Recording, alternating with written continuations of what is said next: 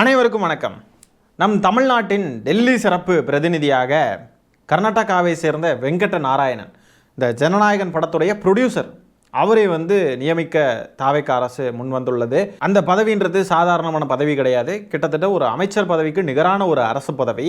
அவ்வளோ முக்கியமான ஒரு பதவியை விஜய் அவர்களுடைய ஜனநாயகன் படத்தை ப்ரொடியூஸ் பண்ணவருக்கு தூக்கி கொடுக்க நிற்கிறார் விஜய் அவர்கள். இதுக்கு பின்னாடி இருக்கக்கூடிய அரசியல் என்னன்றதை நம்ம ஏற்கனவே டிஸ்கஸ் பண்ணியிருக்கோம். எதுக்காக இவரை சூஸ் பண்ணி கொடுக்குறாரு அப்படின்றது நம்ம எல்லாருக்குமே தெரியும். ஜனநாயகன் படம் லீக் ஆனது எதுக்காக இவருக்கு அரசு பதவி கொடுக்குதுன்றது மக்களுக்கு எல்லாருக்குமே தெரியும். இப்போ இந்த விவகாரம் தொடர்பாக திமுக கூட்டணியில் இருந்த கட்சிகள் இருக்காங்க இல்லையா, ஏற்கனவே இப்போ அங்கே போய் ஆதரவு தெரிவிச்சுட்டு அமைச்சரவையில் எல்லாம் பங்கெடுத்துக்கிட்டு இந்த மாதிரிலாம் தெரிஞ்சுக்கிட்டு இருக்காங்களே, சோஃபாவுக்கு ஆசைப்பட்டு அந்த கூட்டணி கட்சிகளை சேர்ந்த தலைவர்கள் என்ன கருத்து தெரிவிக்கிறாங்கன்னு பாருங்களேன்.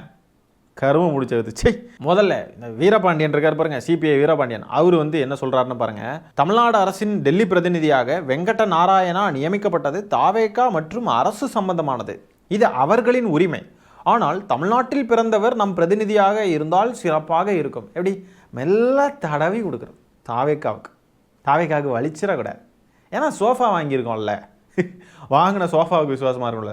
இதே திமுக பண்ணியிருந்துன்னு வைங்களேன், இதெல்லாம் சரிப்பட்டு வராது. இப்படியெல்லாம் இருந்தால் என்னன்னு அவருக்கு தமிழ்நாட்டுக்கு என்ன சம்மந்தம்ன்ட்டு வெடிச்சு கொந்தளிச்சிருப்பாங்க எல்லாரும். இன்றைக்கி பாருங்கள், அதான் அவங்க கட்சி சார்ந்த விஷயம், அதுலெல்லாம் நம்ம தலையிட முடியாது. இதே திமுக பண்ணியிருந்தால் இதே வார்த்தைகளை சொல்லியிருப்பாங்களா இதே ஆட்கள். அப்போ இந்த ரத்தன் பண்ணிட்டு இருக்கார் இல்லையா ஜோசியக்காரர், அவருக்கு அரசு பதவி கொடுக்கலான்னு சொல்லிட்டு தாவேகா முடிவு பண்ணப்போ அது மட்டும் கட்சி சார்ந்த விஷயம் இல்லையா? அது அவங்க கட்சி சார்ந்த விஷயம்னு சொல்ல மாட்டீங்களா? அது மட்டும் அப்படி அந்த சோஃபாவுக்குள்ள என்னத்த கர்மத்தை தான் வச்சு கொடுத்தானுங்கன்னு தெரியல. இப்படி முட்டு கொடுக்குறாங்க, தப்புன்னு தெரிஞ்சும் எப்படி முட்டு கொடுக்குறாங்க பாருங்களேன். வெக்கமாவே இல்லையா? இதனால தான் இவனுங்கெல்லாம் கட்சி வளராம எங்கே இருக்கானுங்கன்னே தெரியாமல் வாழ்ந்துக்கிட்டு இருக்கானுங்க. புரியுதா? இவர் ஒரு பக்கம் இப்படி சொல்கிறாரா, அடுத்தது நம்ம பேராசான் திருமாவளவன் அவர்கள் என்ன சொல்றாரு தெரியுமா? தமிழ்நாடு அரசின் டெல்லி பிரதிநிதியாக பட தயாரிப்பாளர் வெங்கட்ட நாராயணா நியமிக்கப்பட்டது அவர்களின் உட்கட்சி விவகாரம். முதலமைச்சர் தனது நண்பருக்கு அப்பதவியை அளிக்க அவருக்கு அதிகாரம் உள்ளது அப்படின்னு சொல்லியிருக்கார்.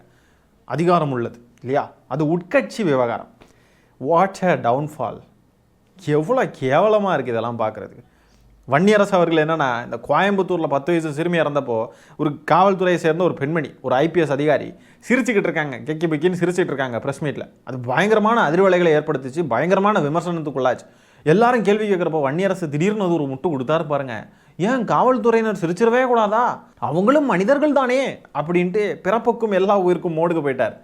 சிரிக்கலாம், எங்கே எப்படி சிரிக்கணும், எங்கே நடந்துக்கணும், எப்படி நடந்துக்கணும்னு ஒன்று இருக்குது. 10 வயசு சிறுமி இறந்துருக்காங்க, மனசாட்சி இல்லாமல் அந்த இடத்துல சிரிச்சுக்கிட்டு இருக்காங்க. நான் எல்லாரும் என்ன பார்த்துக்கிட்டு சூப்பர் நல்ல செயல்பாடு அப்படின்னு விமர்சிக்கணுமா, நல்லா இருக்குன்னு பாராட்டணுமா? எல்லாரும் இப்படி கேவலமாக சிரிச்சுக்கிட்டு இருக்காங்க, வெக்கமாக இல்லை அப்படின்னு தான் எல்லாரும் கேள்வி கேட்பாங்க. இதுக்கு முட்டு கொடுத்தாரு பாருங்க. சோஃபா என்னம்மா வேலை செய்யுது, இன்னும் பயங்கரமாலாம் சோஃபா வேலை செஞ்சிச்சு. சோஃபான்ற வார்த்தைக்கு வேற முழு விளக்கம் வேற கொடுத்தாரு. எஸ் ஃபார் சமூக நீதியோ என்னமோ, ஓ ஃபார் ஆர்கனைஸ்ட் ஆக்ஷன், எஃப்ஆர் என்னமோன்னு சொல்லிட்டு பயங்கரமான ஒரு முட்டெல்லாம் கொடுத்தாரு. அதெல்லாம் ஞாபகம் இல்லை என்ன சொன்னார்னு. அதுதான் சோஃபா மாடல் அப்படின்னு சோஃபா மாடலுக்கு வேற விளக்கம் வேற கொடுத்தாரு வித்தியாசமாக. நம்ம சோஃபா மாடல்னு சொல்கிறது சோஃபாவை அனுப்பி குதிரை பேரம் பண்ணியிருக்காங்க அப்படின்னு சொல்லிட்டு அதுக்கு நம்ம சொல்கிறோம். ஆனால் இவர் பாருங்க வித்தியாசமாலாம் மட்டும் கொடுக்குறாங்க. இப்போ திருமாவளவர்களும் அது அவங்க உட்கட்சி விவகாரம், அவருடைய நண்பருக்கு அந்த பதவியை கொடுக்குறாரு, அதுக்கு எல்லா அதிகாரமும் விஜய் அவர்களுக்கு இருக்குது அப்படின்றாங்க. ஒரே ஒரு கேள்வி கேட்குறேன், தன்னுடைய நண்பருக்கு ஜோசியக்காரனுக்கு ஒரு அரசு பதவி கொடுக்குது இந்த தாவேகா. இப்போ தன்னுடைய பட ப்ரொடியூசருக்கு ஒரு முக்கியமான அரசு பதவி, அமைச்சருக்கு நிகரான ஒரு அரசு பதவியை கொடுக்கறதுக்கு முயற்சி செய்து இந்த தாவேகா. இதையெல்லாம் உட்கட்சி விவகாரம்னு சொல்லக்கூடிய இந்த வாய்கள், உதயநிதி அவர்கள் துணை முதலமைச்சர் ஆகிறதோ, உதயநிதி அவர்கள் அமைச்சர் ஆகிறதையோ, இல்லை உதயநிதி அவர்கள் சட்டமன்ற உறுப்பினர் ஆனதையோ வாரிசு அரசியல்ன்றது அதெல்லாம் இல்லைங்க. அது திமுகவுடைய உட்கட்சி விவகாரம் அப்படின்ட்டு சொன்னாங்களா? அது என்ன திமுகன்னு வரப்போ மட்டும் அது கட்சி விவகாரம் இல்லை, அது மக்கள் 8 கோடி மக்கள் சம்மந்தப்பட்ட விஷயம். இப்படி வாரிசு அடிப்படையில் வந்த ஒருத்தருக்கு நீங்கள் எப்படிலாம் கொடுக்கலாமா, இதெல்லாம் தவறு இல்லையா அப்படின்ட்டு பேசின வாய்கள் இன்னைக்கு மட்டும் எப்படி இது 8 கோடி மக்களுக்கு சம்பந்தம் இல்லாத ஒரு விஷயமாச்சு? ஒரு அமைச்சருக்கு நிகரான ஒரு அரசு பதவி, தமிழ்நாடுனா என்னன்னே தெரியாது, தமிழ் மொழி கூட அவருக்கு தெரியுமான்னு தெரியாது. இப்படிப்பட்ட ஒருத்தருக்கு விஜய் அவர்களுடைய படத்தை ப்ரொடியூஸ் பண்ண ப்ரொடியூசருக்கு கொடுக்கறதுக்கு முன் வருது இந்த தாவேகா அரசு. இது மட்டும் 8 கோடி மக்கள் சம்மந்தப்பட்ட விஷயம் இல்லையா? இது அரசாங்கம் சம்மந்தப்பட்ட விஷயம் இல்லையா? இது மட்டும் எப்படி உட்கட்சி விவகாரமாச்சு? உதயநிதி அவர்களை பற்றி பேசின வாய்கள்லாம் இதுக்கு பதில் சொல்லணும். வாரிசு அரசியல், துணை முதலமைச்சர் எப்படி ஆகலாம், அவர் எப்படி அமைச்சர் ஆகலாம்? அவருக்கு என்ன தகுதி இருக்குன்னா, இப்போ இதுக்கு பதில் சொல்லுங்க. ஜனநாயகன் ப்ரொடியூசருக்கு என்னப்பா தகுதி இருக்கு? தமிழ்நாட்டு அரசுடைய டெல்லி பிரதிநிதியா இருக்கிறதுக்கு அவருக்குள்ள என்ன தகுதி இருக்கு? உதயநிதி அவர்களுக்கே தகுதி இல்லையா?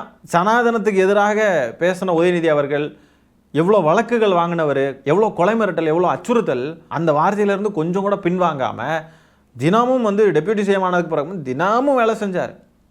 ஸ்போர்ட்ஸ் மினிஸ்டராக இருந்தப்போவும் தினமும் வேலை செஞ்சார். அவர் கொண்டு வந்த மாற்றங்கள் ஏராளம். அவ்வளோ செஞ்சவர் வாரிசு அரசியல்னு குத்தி அவருக்கு தகுதியே கிடையாது, தகுதியே இல்லாதுன்னு சொன்ன இதே வாய்கள் இன்னைக்கு வந்து ஒரு பட ப்ரொடியூசருக்கு வந்து தகுதி இருக்கான். அது அவங்க கட்சி விவகாரமாக இது. கட்சிக்குள்ளே என்ன மாவட்ட செயலாளர், இல்லை ஐடி விங்கு பொறுப்பு, இல்லை இந்த மாதிரிப்பட்ட பொறுப்புகளாக இது கட்சி விவகாரம்னு கடந்து போகிறதுக்கு அரசாங்கம் சம்மந்தப்பட்ட விஷயம் தானே. இதுவே திமுக பண்ணிருந்துச்சுன்னா இந்நேரத்துக்கு கொந்தளிச்சிருப்பீங்கல்ல. இன்றைக்கி என்ன உங்கள் சோஃபா வந்து உங்கள் வாயெல்லாம் மூடிருச்சா? வாய் திறக்காதான் இன்றைக்கி மட்டும் உங்களுக்குலாம்? என்னங்கடா இது? இந்த பொழப்புக்கு கேரளாவுக்கு அடிமாடாக போகலாம், நல்ல ரேட்டு தருவாங்க. என்ன பொழப்பு இது? திருமாவளவன் அவர்களே, வீரபாண்டியன் அவர்களே, சோஃபா மேலே அவ்வளோ காதல் என்ன? சிறுத்தை வந்து அணிலாக மாறிடுச்சு. சிறுத்தை இனிமேல் சிறுத்தை கிடையாது, அது அணில். நம்ம மதித்த ஒரு கட்சி தலைவர், நம்ம மதித்த ஒரு அரசியல்வாதி, நம்ம மதித்த ஒரு பேச்சாளர் இன்றைக்கி வந்து இப்படி செயல்படுறாருன்னு பார்க்குறப்போ ரொம்ப கேவலமாக ஃபீல் ஆகுதுங்க. இவரையெல்லாம் நம்ம இவ்வளோ மதித்தோமா அப்படின்ற மாதிரி ஃபீல் ஆகுது. ஏன் இவ்வளோ மதித்தோம்? எதுக்கு? பதில் கிடைக்கல. வெறும் ஒரு சோஃபா போதும் இல்லை, ஒரு அமைச்சர் பதவி போதும். இவங்களுக்கெல்லாம் என்ன சொன்னாலும் செய்வாங்க, அப்படி இருக்காங்க, தலையை ஆட்டிக்கிட்டு இருக்காங்க பாருங்கள். இல்லை பாஜக, ஆர்எஸ்எஸ், சனாதனம், அது இதெல்லாம் எதிர்த்துக்கிட்டு இருந்தாங்க. என்னத்துக்கு? எதுக்கு இப்படிலாம் கபட நாடகம் போடணும்? சிம்பிளாக ஒரு சோஃபாவும் ஒரு அமைச்சர் பதவியும் கொடுத்தா சிறுத்தை அணிலாக மாறிடும்னு சொன்னால் என்னத்துக்கு உங்களுக்குலாம் அரசியல்? அடிமாட போங்க.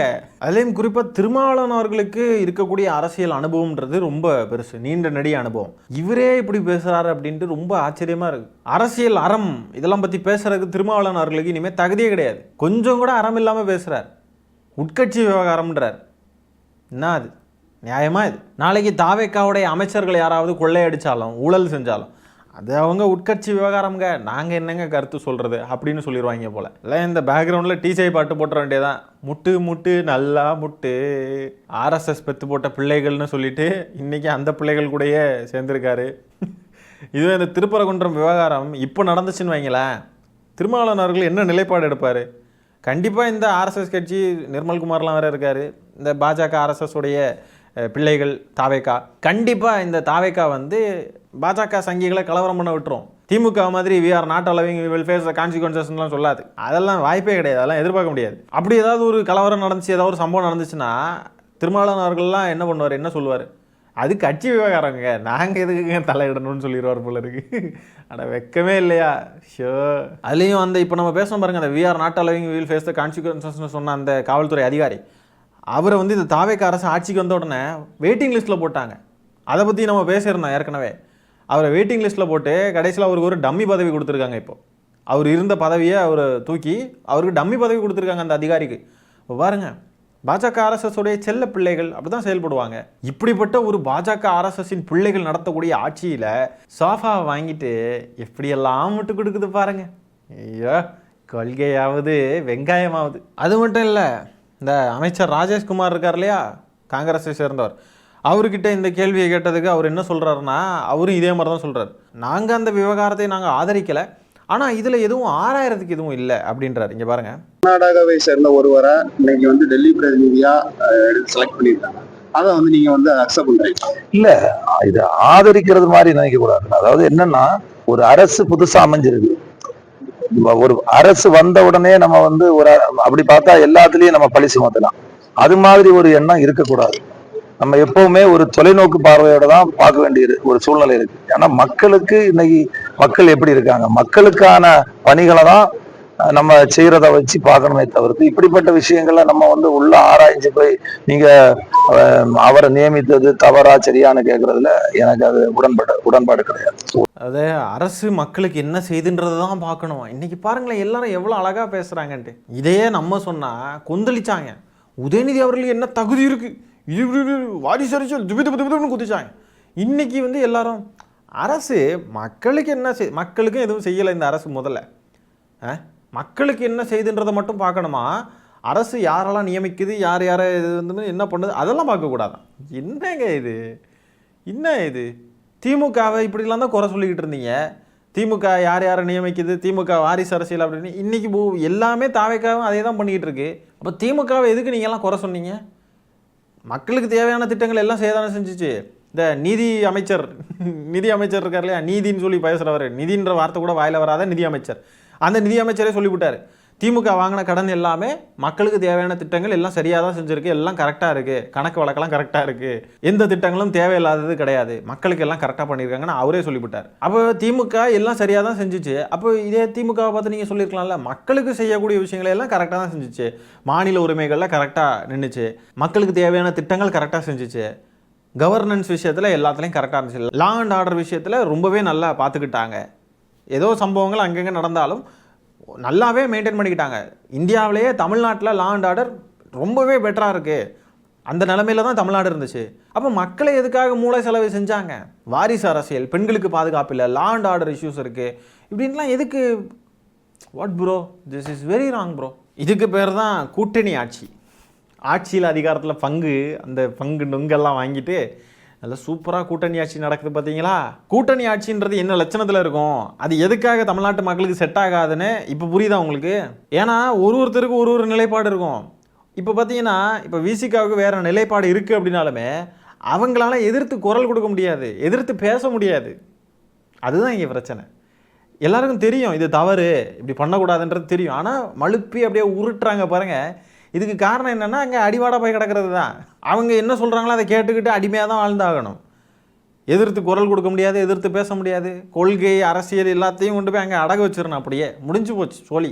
அரசியல்லாம் இனிமேல் அதெல்லாம் எடுபடாது. அவங்க என்ன செஞ்சாலும் அதுக்கு முட்டு கொடுத்துக்கிட்டே போனால் தான் வாழ முடியும், கதையை ஓட்ட முடியும். திமுக கூட்டணியில் இருக்கிறப்போ திமுகவை கடிச்சு வச்ச மாதிரிலாம் அங்கே போய் கடிச்சு வச்சுக்கிட்டு இருக்க முடியாது. கடிச்சு வச்சா தூக்கி எரிஞ்சிருவாங்க. அப்படியே உனக்கு ஒன்றும் கிடையாது, அமைச்சர் பதவியும் கிடையாது, ஒன்றும் கிடையாது, ஓடு அப்படின்னு விரட்டி விட்டுருவாங்க. ஆகவே இப்படி போய் அடிமைகளாட்டு அடிமாடாட்டு போய் வாழ்ந்துக்கிட்டு இருக்காங்க இந்த கூட்டணி கட்சிகளாக இருந்தவங்க திமுகவில். எப்படி தான் வெக்கமே இல்லாமல் அரசியல் களத்தில் பயணிக்கிறாங்களோ தெரியல. துப்புனா தொடச்சிக்குவோன்னு ஒரு பெரிய இவர் சொன்னார், அவரு மற்றவர் அந்த ஃபார்முலா அந்த டெக்னிக்கை யூஸ் பண்ணுறாங்க போல. துப்புனா தொடச்சிக்குவா, அட வெக்கங்கெட்டவங்களா, இதுக்கு எதுக்கு வெள்ளையும் சொல்லையுமா அலையிறீங்க அரசியல்வாதிகள்ன்ற பேரில்? வெக்கங்கெட்டவங்களா. ஒரு நேரத்துக்கு ஒரு பேச்சு, அன்னைக்கு ஒரு மாதிரி பேசுறது, இன்றைக்கி ஒரு மாதிரி பேசுறது, காலையில் ஒரு மாதிரி பேசுறது, சாயந்தரம் ஒரு மாதிரி பேசுறது, என்ன பொழப்பு தானே தெரில. இதில் வேற இப்போ புதுசாக போய் சேர்ந்துருக்கு மதிமுக. அவர்லாம் நொடிக்கு கலர் மாறுறவராச்சே. இந்த கேமலியான் இருக்கு பாருங்க, பச்சோந்தி, அதை விட ஸ்பீடாக நிறம் மாறுவார் அவர்லாம். அந்த மாதிரி பட்டவர். என்னென்ன கூத்துக்களையெல்லாம் பார்க்க போகிறோமோ இன்னும் 5 வருஷத்துக்கு. இந்த தாவேக்கா கட்சிக்கு, இந்த அரசுக்கு, இந்த கூட்டணி கட்சிகளாக இருந்தவங்க, திமுக கூட்டணி கட்சிகளாக இருந்தவங்க எப்படியெல்லாம் முட்டு கொடுக்க போகிறாங்கன்றத பாருங்கள். அதுவே ஒரு தரமான கண்டென்ட் தான் நமக்கெல்லாம். அவங்க முட்டு கொடுக்க நம்ம சூப்பர் நல்லா கொடுக்குறீங்களே விட்டு, என்னமோ இருக்காங்கப்பா அப்படின்னு பார்த்து நம்ம கிண்டல் அடித்து ரசிக்க போகிறோம். அதுதான் நடக்க போகுது. ஆகவே திமுக கூட்டணியிலேருந்து அணில்களாக மாறிய அணில் குஞ்சுகள் இவர்களெல்லாம் இப்படி தாவேக்கா அரசுக்கு முட்டு கொடுத்துக்கிட்டு தெரியக்கூடிய இந்த விஷயங்களை பற்றி என்ன நினைக்கிறீங்கன்றதை கமெண்ட்ஸில் பதிவு பண்ணுங்கள். இந்த காணொலியை நான் இத்துடன் நிறைவு செய்து கொள்கிறேன். நன்றி, வணக்கம்.